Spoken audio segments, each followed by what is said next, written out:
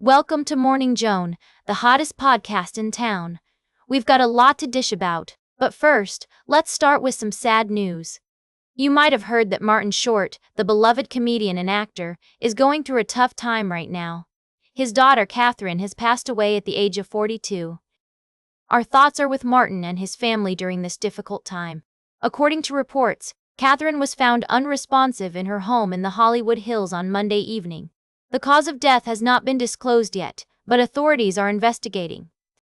Catherine was a licensed clinical social worker and had her own private practice. She also worked part-time at a clinic and was involved with an organization that helps alleviate the stigma around mental health. Martin Short and his daughter Catherine were very close, and he often spoke about her in interviews and even included stories about her in his memoir.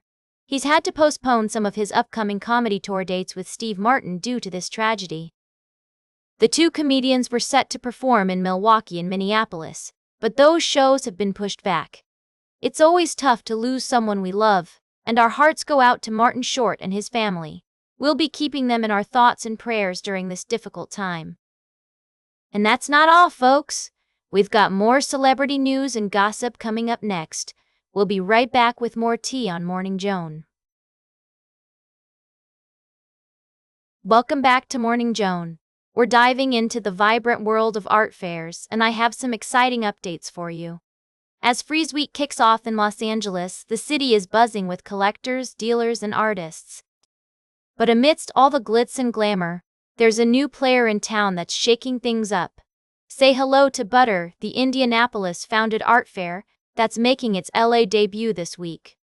What sets Butter apart is its innovative approach to the traditional art fair model. Instead of taking a commission on sales, Butter returns 100% of the proceeds directly to the artists. Yes, you heard that right. The artists get to keep every penny they earn. This no-commission model is a game changer, especially for Black visual artists from California and beyond who are showcased at the fair. Butter LA promises to be an exciting event, with works ranging in price from $200 to $25,000. The lineup includes talented artists like Micah Johnson, Mr. Fresh Roats, Wash, Micaiah Carter, April Bay, and Autumn Breon, among others. And it's not just about buying art. The fair also features programming, including a TEDx Inglewood stage, an installation led by artist Lauren Halsey, and even a screening of The Sugar Shack to commemorate the 50th anniversary of Ernie Barnes's iconic painting. As the art world continues to grapple with issues of equity and accessibility, Butter's experiment is definitely one to watch. Can this model scale beyond its Midwest roots? Only time will tell, but for now, it's a refreshing breath of fresh air in the often cutthroat world of art fairs. So if you're in LA this week, be sure to check out Butter and experience the future of art fairs for yourself. And if not, don't worry, we'll keep you posted on all the latest developments. Welcome back to Morning Joan. As we wrap up today's show, I want to dive into the fascinating world of cinema and the evolving role of non-professional actors in film. It's a topic that has been gaining momentum, especially with the rise of independent filmmaking and social media platforms like YouTube, TikTok, and Snapchat. The use of non-professionals in movies is not a new concept, but it has become more prevalent in recent years.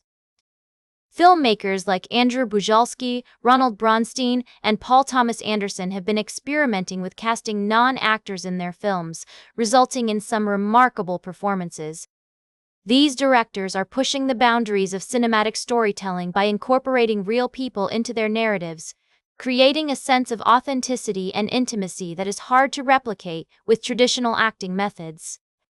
One notable example is Paul Thomas Anderson's film, Licorice Pizza, which features a cast of non-professionals, including Cooper Hoffman and Alana Haim, who had no prior big-screen experience.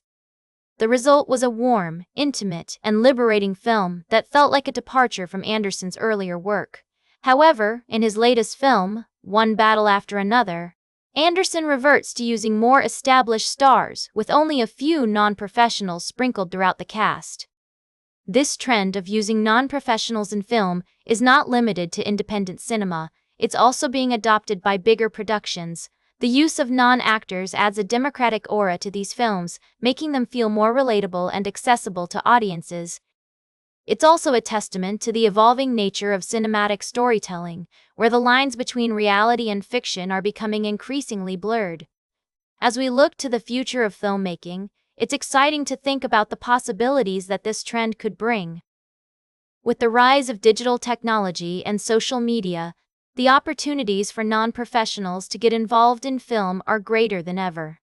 Whether it's through acting, writing, or directing, there are more ways for people to tell their stories and share them with the world. That's all for today's Morning Joan. Remember to like, share, and subscribe, and until next time, stay fabulous.